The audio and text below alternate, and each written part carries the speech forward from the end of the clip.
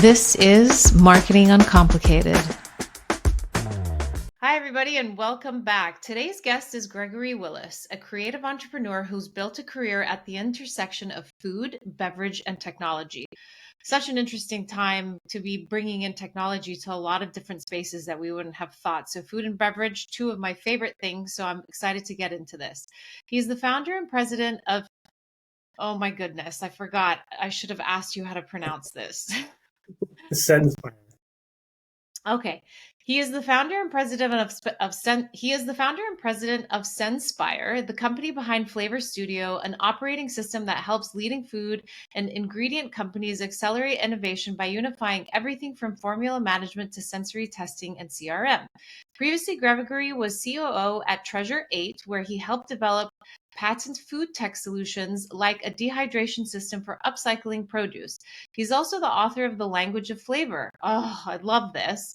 A book that breaks down the creative science behind taste. Gregory helped grow Chef's Best into a nationally recognized brand with its Best Taste Award and began his career as an executive chef earning 4-star reviews in the San Francisco Bay Area, which also, by the way, is a very tough market. So well done and congratulations to you on that.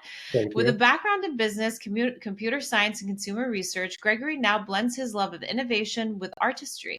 He also co-runs Massive, a boutique letterpress stationery company with his wife. What are you not doing, Gregory? Welcome to the show. Thank you. My wife doesn't let me manage my son's competitive soccer team anymore. Okay, that's a notch off of your checklist. Yeah. Thank you so much for joining. This is going to be one of my most exciting because I love food, I love beverage, and I'm excited to get into the details of everything that you're doing. So let's start off a little bit here. You've worked at the intersection of food, as I mentioned, and science and technology, which are, obviously food, science. There's always been a combination in there, but now adding in the technology piece is what's interesting, I think, for us to dive into. What originally sparked your interest into this blend? Well, getting back to my roots, I went to college as a CS major, computer science major. And I quickly realized that I didn't want to code the rest of my life. Yeah. And unfortunately, I probably should have just stuck with it and made a ton of money in Web 1.0. But I was stubborn and dropped out of college and decided to pursue something I was passionate about.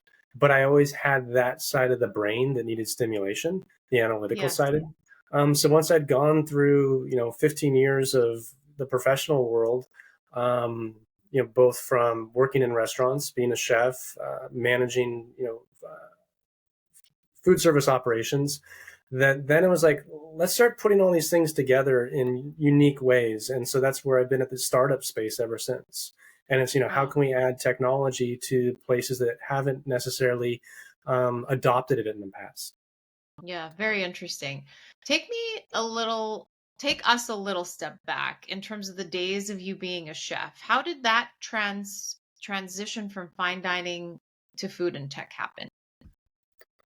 I will say the lessons that were ingrained in me from a fine dining perspective are second to none when it comes to customer service, especially the caliber of restaurants that I worked in and the chefs that I worked for, and then eventually running my own restaurants. Um, those lessons where the customer's always right.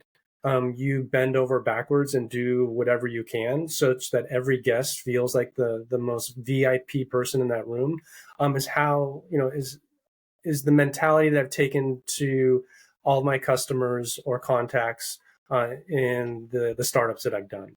And it's Yeah. really, those touch points and making people feel special were invaluable in terms of, my upbringing in the restaurants. That and a Very work cool. ethic of working far too many friggin' hours, Yeah. Is it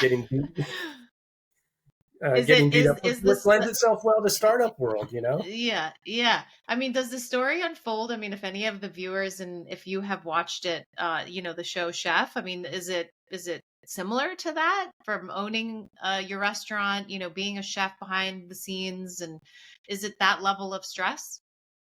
You know what? This is going to sound weird, but I don't watch Mm, any of the chef programs on TV or yeah. movies or anything.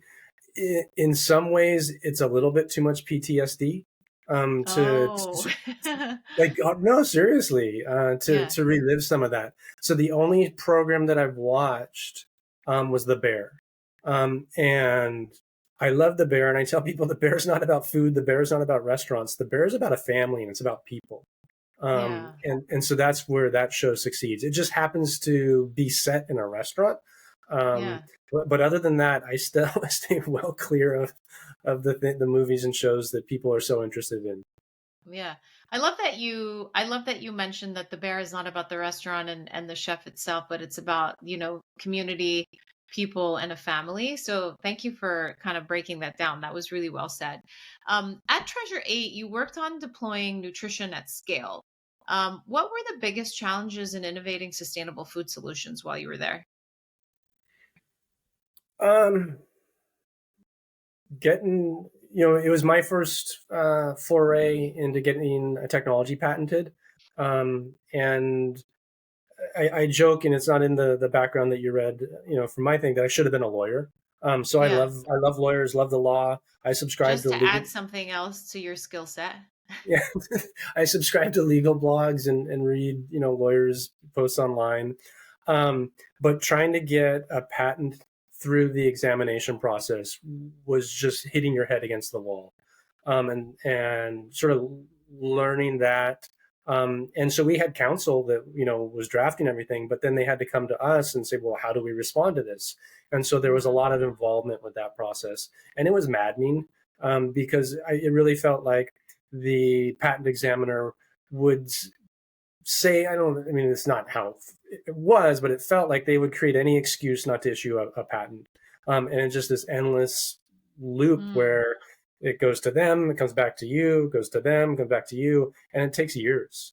It's an arduous process. Yeah, very interesting.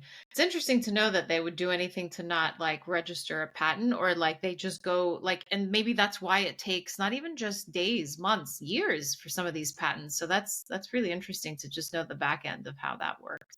Yeah, what Um, the term is, they call it prior art. So the I other see. inventions that have been patented, it's like, well, they don't say it's a Venn diagram and there's overlap. They say, well, someone else has already done that. And you go, but we're doing something completely different. And they go, yeah, it's the same thing. Yeah, yeah, interesting. Can't argue with a lawyer, I guess.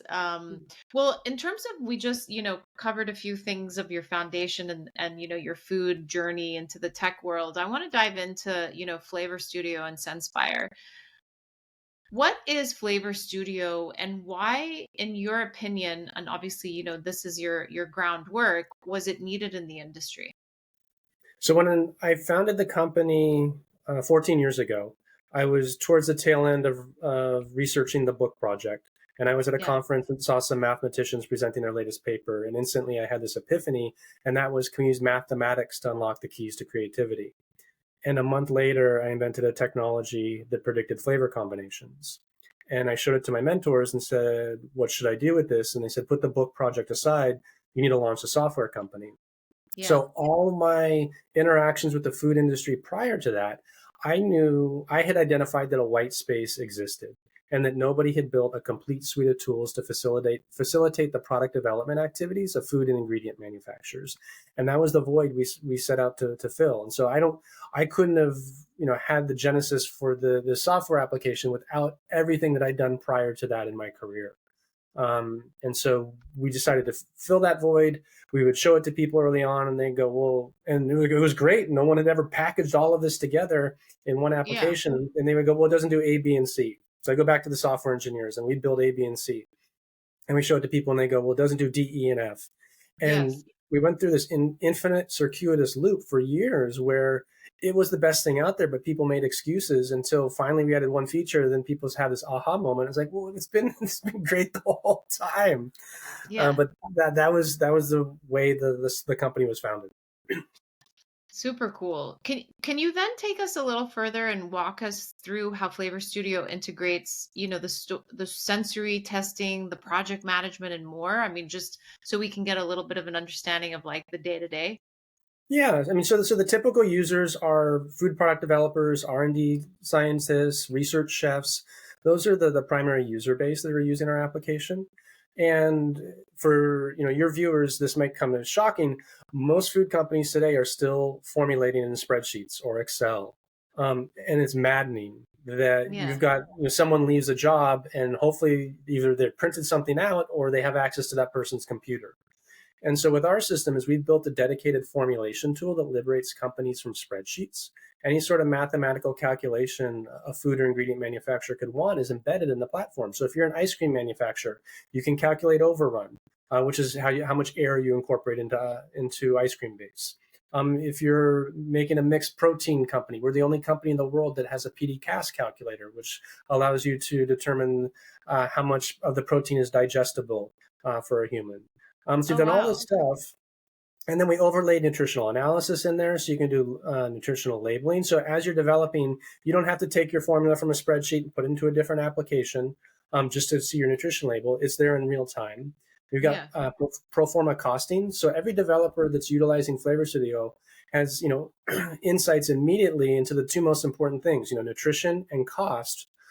When they're making decisions about which ingredient supplier to use, how much of something to put in there. And then on Mm-hmm. top of that, a lot of companies still rely on the loudest person in the room, the highest ranking person in the room to influence, launch or go no go decisions. And so, Mm-hmm. with all the work that I did at Chef's Best, we built a whole sensory software component or module to it, so that companies can collect objective data or metrics to guide the development process. So those are kind of like the key R&D tools. And then we built a project management overlay that acts as an umbrella, enables collaboration, provides a single source of truth for an organization. If they want to know where an answer can be found, they don't need to pick up the phone and make a call. They don't need to send an email. The answer can be found in the platform itself. And then some of our larger Yeah. customers are taking advantage of the fact that we built our own CRM. So frontline sales is interacting with R&D on a single platform again. So when someone sees a demo, they go, oh, we can get rid of 3, 4, 5 disparate systems. That's great. I love that because it's like you're helping them automate and really, get more organized and kind of clear in terms of their data. Just from like my understanding, to further take to further peel open a layer.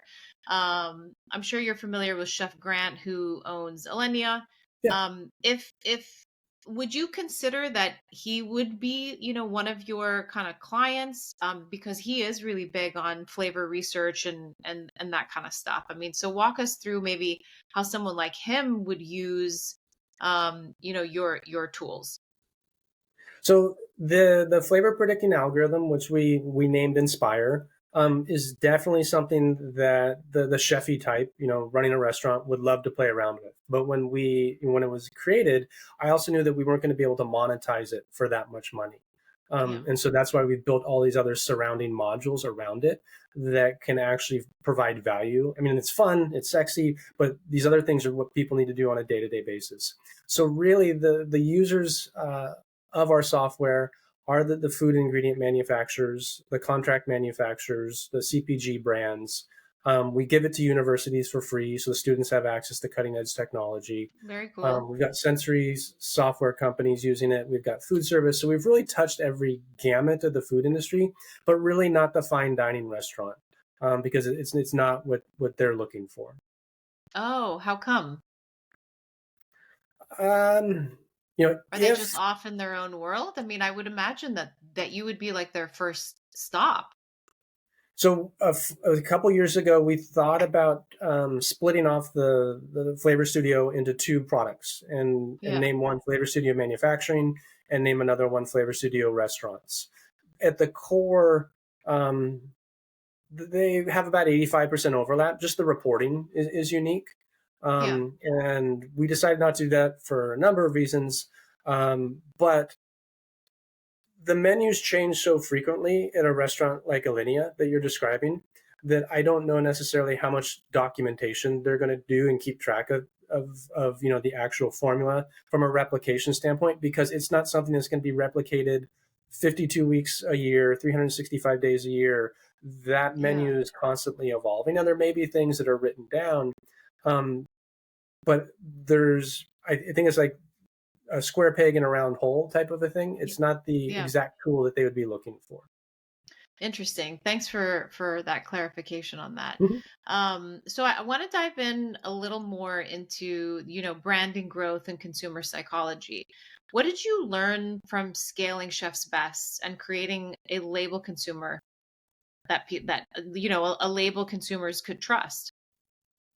I had the opportunity to work under someone to this day I consider an amazing mentor, who came out of big CPG, and really had the vision for what Chef's Best could be. Even though she was the COO, not the CEO, she Hmm. really played the part of the CEO in terms of the vision, and she had all the contacts. So there were so many doors were opened in that role. But also, graduating from the fine dining world, like you described, of Alinea, where food is precious. Very few people get to experience that, meaning 60 people, 100 people a night possibly. So now we're touching the foods, or the segment of the industry that the majority of the country eats on a day-to-day basis. And it's Yes. a completely different dynamic when you get into this concept of feeding the masses. And Yes. you step away from this concept of precious food. Food can still be great. Still, food can still be innovative. But people can't afford to pay $350 for a dinner, when they're struggling to go paycheck to paycheck. And so that's where Chef's Sure. Best was really unique, is that uh, the way that the Best Taste Award was created. We use syndicated data to determine, if someone's going. We use it from AC Nielsen, basically looking at sales. But just because something was the best in a premium category didn't mean we couldn't identify the best product in a value category. So we were Yeah. still identifying the best tasting products out there, and not bringing sort of this elitist attitude such that anybody who sought out the best could know how we were helping Experience them it. identify the best. Yeah. That's very cool. What was some of the most rewarding what was the most memorable let me rephrase that question. The most memorable award that was given out from the Chef's Best Tasting Award. Um, I think the most memorable thing is that we created a business that had never been built before, Yeah. and we licensed a superiority award to the biggest CPG brands in the country slash world, who believed in it, and we created, to substantiate that ad claim and market, we created a rigorous testing protocol, and that testing protocol was never challenged. So it was on 1,700 products. It was on everything from Dole fruit cups to Ocean Spray to Sara Lee hot dogs. All these companies believed in it. They believed in the strength of the messaging. There were a couple of lawsuits that occurred with brands taking each other to task, with claims that they made on packaging, but nobody ever attacked the methodology that we built. So I don't want to say it was Hmm. bulletproof, Yeah. but it was strong. It was rooted in science. It was sound, and people believed in it. And Yeah. so when you do Yeah. something that nobody else has done before, and that's why I've fallen into the world of startups, that's really rewarding. Yeah, no, totally. I love that. I'm now like remembering all the Dorito commercials that I've seen, of like all their different flavors that they've come up with, or they're like, send us a flavor that you want us to try out or you want us to test, like through their marketing. It was really cool. So I'm sure that they were like digging into like very interesting, scientific ways of coming up with these types of flavors on their chips. I want to like divert, but not too much. I mean, talk to us a little bit about, the different types of ingredients that are included in these um, different types of like flavor testing, or like, how they're coming up with flavors, and what are the challenges, I guess, with ensuring that, the types of ingredients that are used are healthy, for the consumers, considering all this, what's happening right now in our, political spectrum with everything that's going on. I'm interested to hear your take on it. Well, it's funny. We have a customer who the user used to work for the FDA, and she asked me some questions about the front of pack labeling. And the front of pack labeling in the US was announced, I think, on January 19th by the FDA, Mhm. right Mhm. before the inauguration, change, or there was the inauguration of our new president. And she's like, well, when are you going to release this into Flavor Studio? And I said, well, first of all, it's just a recommendation. It goes out to public comment. And then, a month later, it's like, I don't think the FDA is going to continue to exist anymore. So I don't think this front of pack labeling is ever going to happen. And I was joking with her, but she kind of like said, yeah, I agree with you. So we do front of pack labeling for Canada and Mexico because there it's required. But I don't know, what's going to happen with all the changes that are occurring. Yeah. In terms of, what makes something healthy, we don't evaluate our customers about, the mark they're leaving on the food world. Only one time have I turned a company away, and that's because it was selling something that was an addictive drug, and they wanted to use our software to create a supplement label. And I said, I don't want to. I'm a dad. I don't want to, help you get kids hooked on drugs. So no, you can't use our software. But other than that, I'm not going to make any sort of value judgment on what people are producing or taking to market. Got it. Got it. Let's take a little turn to your book, The Language of Flavor. What are some of the biggest misconceptions people have about taste? So the book still has one chapter outstanding, so it's technically not finished. I had been a chef for over a decade, and then I studied sensory science and consumer research at UC Davis when I went to Chef's Best. And that's the first time I've been exposed to the physiology and biology about flavor perception. Mm-hmm. And I was so shocked and in some ways disappointed that I hadn't learned all this stuff before being in the food world. And I would say, there's a couple of them. People don't understand how much scent or aroma plays into flavor perception. And, if you want to try it, just go grab a Jelly Belly, squeeze your nose shut and start to chew on it, and you'll taste the basic taste qualities of sweet and sour. And then if you release your nose and exhale, you're going to get, it's like Dorothy coming out after the tornado, and she's gone from black and white to color. And it's filled in, this wire framework with all these other attributes. And so people really don't understand. And it'd be kind of weird for you to do it, but that's the kind of the lesson they teach you is, squeeze your nose.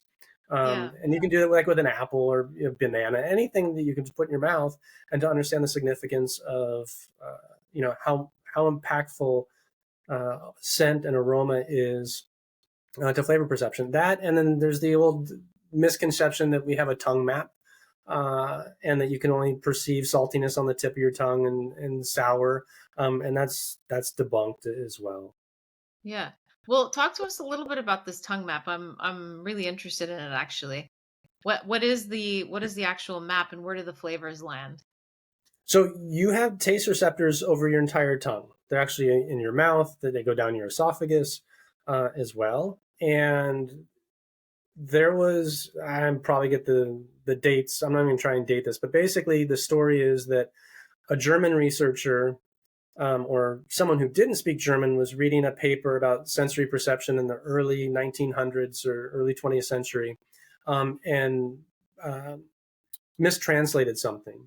Instead of saying, there are sensitivities, it became that, well, you can only taste salt on the front of the tongue. You can only taste sour on the sides of the tongue, bitter on the back. And if you Google tongue map today or do a search for tongue map, you'll see all these illustrations of the tongue map. Some of them you'll see like with the Ghostbuster with the circle and the line, because some people are trying to say, hey, this isn't accurate. But getting back to when I was in middle school, that's what we were taught. And it really just was due to a mistranslation that's persisted to this day. Yeah. Very, very cool. Well, digging into like some of our other, sensories or senses, how do emotion, memory, and design tie into flavor experiences? Huge. So, your amygdala is the front of the brain, where, most of the emotion comes through, and scent passes through there. So you have such a strong association with scent and emotion. That's why if you smell a perfume that your grandmother wore, it's going to, make you feel something in your heart. If if there's something else that you got a strong connection to, it's going to really embed itself in that portion of the brain. Very interesting. I love that. I've always noticed that more so with scent, with smell more than taste. I think that sometimes if I'll smell something, it will take me back to my childhood. I'm going to pay more attention to it now when it comes to like different flavors. Um, And it works what both ways though trend? too, because if you Yeah, have a negative experience with something, it that's going to will. be encoded emotionally as well. So it's not Yes. everything is a positive. Like Yes. you could have had an accident like with a lawnmower, and the smell of cut grass is forever going to trigger you to go, get tense up or something like that. Yeah. Yeah. No, that's very true. Thanks for including the other side of it as well. What trends are you seeing in the flavor innovation today? Oh boy. I was at the Fancy Food Show in New York last week, and Mm-hmm. today I did my first recap of a lot of the cool stuff that I saw. Every time I go to a Yeah. food show, that's what I post on LinkedIn. Let people know the innovative things that I saw, and also helping to identify the up and coming brands and give them a little boost. Um, One of the coolest, well, number one, actually, yesterday I wrote about it. Tin fish is massive right now, Okay. and Tin fish. you can think of things like bumblebee canned tuna, or Mm-hmm. the can of Sardines. sardines that your grandfather used to have. But walking the show floor, um, it's a lot of money has been invested. The quality of the tin fish coming from Europe is incredible, and they're hiring the most talented designers that are treating these tins as canvases, and it's just art to look at. um, I've seen some really cool ones of like sardines from like Portugal, for example, okay. and they were the ones that caught my eye off of like the supermarket shelf. Totally. And if you go to Yeah. like a Whole Foods now, you'll see a spread. A couple years last year or 2 years ago, I was in Boston and went to a restaurant called Salty Girl that also has Yeah. a place in Hollywood. They have a menu. They have a normal dinner menu, but then they have a tin fish menu with over 130 different offerings. So it's a trend that's happening. One of the other cool things I saw was everybody's familiar with Swedish fish, Mm-hmm. the candy, but this company had done modern twists on the flavors. There was an elderflower, and some Mm. other unique things. Oh, What so else did I like think? just outside of like the kind of licorice red kind of Yeah, like flavor. It's not really the best flavor. I think it's just people love it because like they remember it from childhood. Hence, like we're talking about like memory and connection to like taste and smell. Ah, okay. Dubai chocolate is going through like a Mm. massive phase right now. At every show I go to, it continues to grow and grow and grow. And these are 20, $30 candy bars that are filled with pistachio cream and shredded phyllo. Yeah. And so, I'm not sure if we would call it a trend or a fad, because it's kind of hit everything so quickly. I don't know if it has lasting potential with consumers. But I found one company had a Dubai chocolate coffee syrup. And I just sort of laughed when I went to their booth. The people are taking this in every possible direction. They're still Yeah. trying to they're still trying to throw protein on everything, Yeah. which is kind of tired at this point. What do you mean? And Like, well, like they're still trying to throw protein on everything. Like, give me a wild example. protein on pretzels, Oh, okay. protein on a meat stick. Like we're enhancing the protein. There's protein beverage, protein donuts, protein everything. Okay. And then dill pickle is a hot flavor. And so it's not just the pickle companies that are doing it. It's pickle flavored popcorn, pickle flavored pretzels, um, and so that's prominent as a hot trend right now. So those are Yeah. just a few of the things I saw last week. Yeah. What have you let's talk a little bit about, some of the stuff that you're seeing also in the beverage industry. Because I think something new that's really coming out, something that I've been exploring a lot is all these like zero proof drinks, right? Like there is the Little Saints, which, are actually here in my backyard. The founder is from Miami, Florida. Then you have your CBD, your THCs, your assimilations of like, cocktails that are mocktails, that taste supposedly like a margarita and so on and so forth. Now, I've gone through my gamut of a few. I haven't completed my tour yet, if you will, of like the zero proof drinks because I'm really trying to find one that I like. I mean, most recently I came across one called Trip, which I'm really loving, and Aplos as well. But some of them, like, it's almost like I really want to like them, but they haven't hit the mark, and I'm kind of like, how are people really taking to it? I mean, Little Saints is one of them. Like, I really want to like them, but their wine bottle flavor, I just can't get behind. And maybe it's just the earthiness is too earthy, it's earthing a little too much, that mushroom flavor is, and I love mushrooms like as a food. I just don't know if that earthiness is something that is really translating. And some of their drinks that are like margarita inspired, I'm like, yeah, and I'm like, I don't know necessarily if I really did ever love the taste of tequila. I think I just, loved drinking it because it gave me a certain feeling, right? And Mhm. so I'm not enjoying it as much since it's a mocktail now. So, I'd love to hear a little bit about your thoughts on this whole wave of like zero proof and, just what you're seeing in the beverage industry as well, because I think that that's really exploding. I would say it's more of a generational thing. And I would say, Mm-hmm. some of the younger generations are not as interested in imbibing. And so rather than go to a bar and have soda water, they're looking for an alternative. And you're right, they are creating or they're attempting to create facsimiles of something like a margarita. But I've Yeah. yet to try anything that I go, oh wow, that was great, and I would actually consume that and skip the margarita with tequila. But what they are Yeah. doing is they're creating alternatives to the soda water, or the limited offerings that someone go, well, I'm just not going to drink tonight. Well, then you're going to have juice. So are they filling that void? Possibly. But there's also zero alcohol wines. There's a lot of stuff out there right now. But I would also say there's the prebiotic sodas, and there's still kombucha. I don't think that's ever going to go away. Yeah. And so there are a lot of offerings out there, for the people that are not consuming alcohol. Yeah. No, it's interesting, and I love the kombuchas and all that kind of stuff. It's just interesting how it's the branding at the end of the day. It's like this section is the zero proof, like the copycat of like the non-alcoholic mocktails of the world, and then these are kombuchas, you drink this after the gym or first thing in the morning and so on and so forth. So it's really interesting to see how different brands, position themselves just based on, when and where you consume these type of beverages. Um, I love it. I love it. So you've got an interesting background. I mean, you've dabbled in a lot, and you continue to dabble a lot. And obviously, one of the most interesting things I think about entrepreneurs is curiosity, and curiosity is what continues to ignite that fire within every type of entrepreneur. I mean, your background in tech, your culinary roots, the support that you're doing with your wife from a letterpress business, which, yay, bring that back. I mean, I love these type of things that are like, bringing the beauty and the creativity of things that we're missing through the tech world. And that's a nice kind of ebb and flow with you from being in tech and something that is more old school.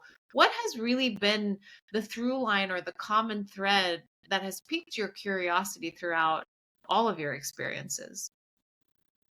It's funny. My LinkedIn profile, my headline, the first word is curious. Mm, And so I've never I've never lost the pursuit of learning. hmm And I think trying new things is a way of learning.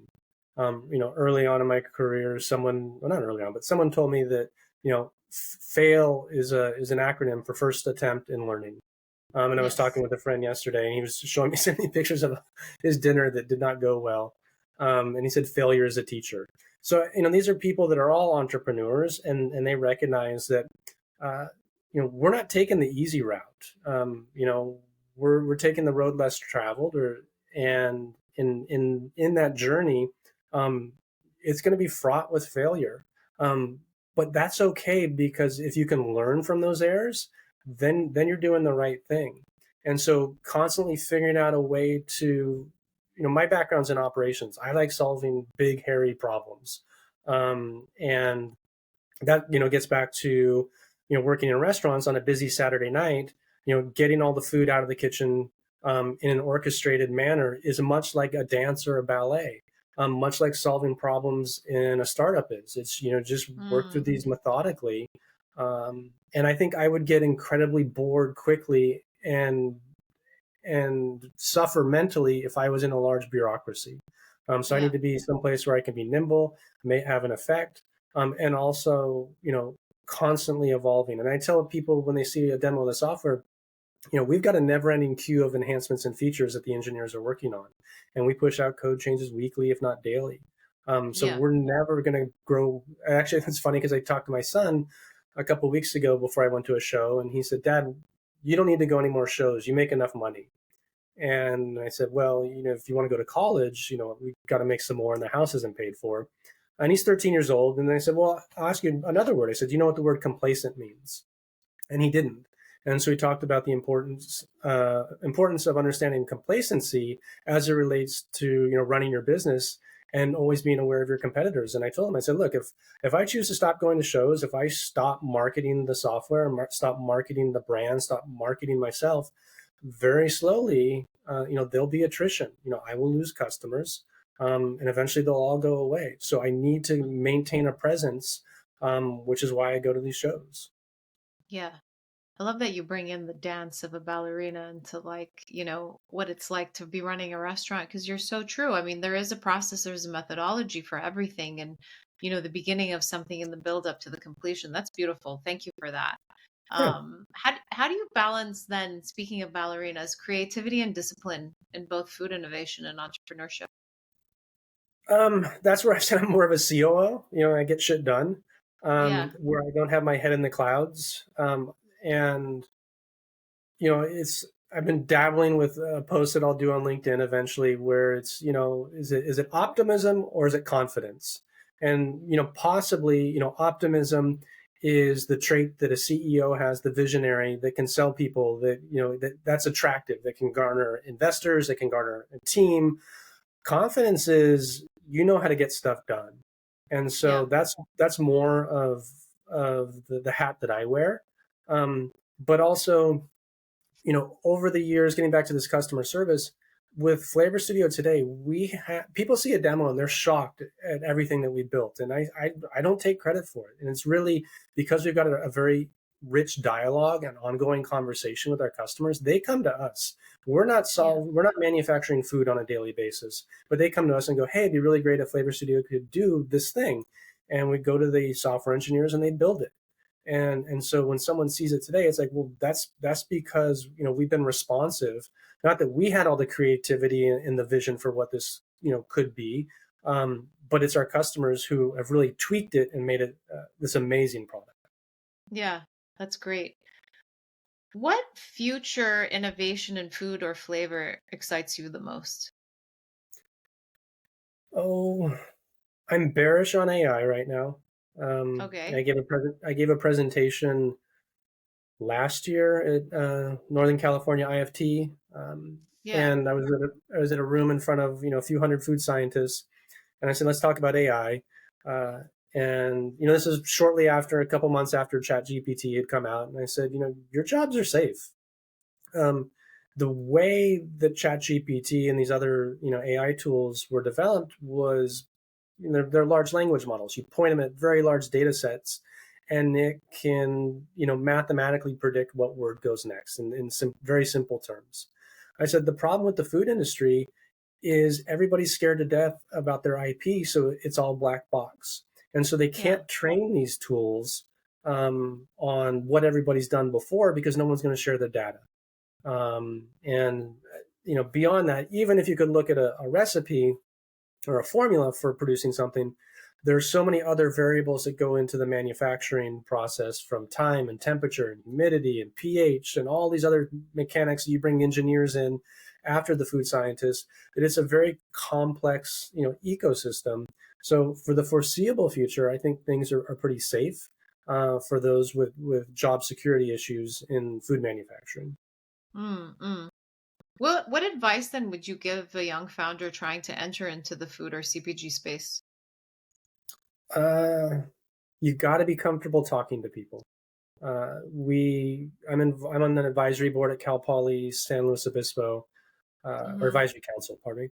And we did some mock interviews with the students a couple years ago, and it's some of the smartest kids in the country, but that doesn't translate well to social interactions, where there might be one person at a tabletop talking in a mock interview and everybody's sort of hiding behind because they don't want to engage. And I think the more people can get out of this sort of like false digital presence and really just do things in person and be comfortable talking, that's going to be the most important thing uh, as a trait to have, in addition to figuring out how to augment your career with the new tools that are coming out.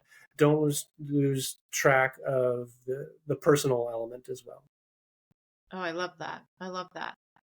Well, Greg, this has been so insightful, so rich, and so detailed. I really appreciate the time taken. But before we let you go, we have a system here that we like to do fireside wrap up questions. So whatever comes to mind, we have three in place. Okay. So what's a flavor or ingredient that's completely underrated?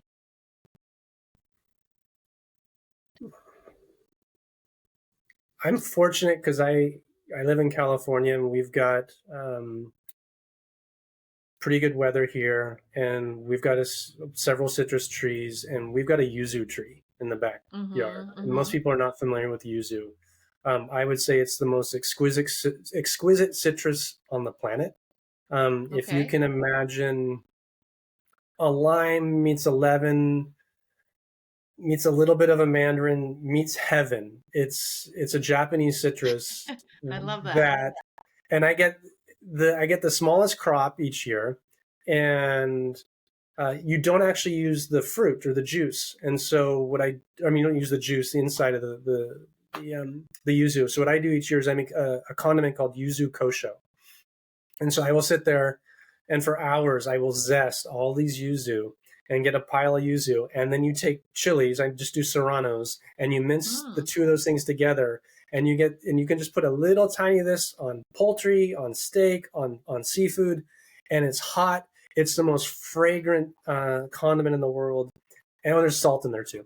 And I Wow. just love it. And I always give Wow. away one jar to someone, a lucky winner on LinkedIn after I make it. And when you come into the kitchen, like while I'm making it, it permeates the kitchen for a couple days. It's incredible. How incredible. How incredible. Well, I gotta stay tuned to your LinkedIn there so I can be the next lucky winner. Yeah. One lesson from the kitchen you still apply to business. Um, it's got to be the work ethic. You know, nothing was ever beneath me in a restaurant, meaning you don't have the union mentality of that's not my job. If there was something on the floor, you went and got a mop and cleaned it up. If a box needed breaking down, you went and did that. And coming into the business world, it doesn't matter what my title is.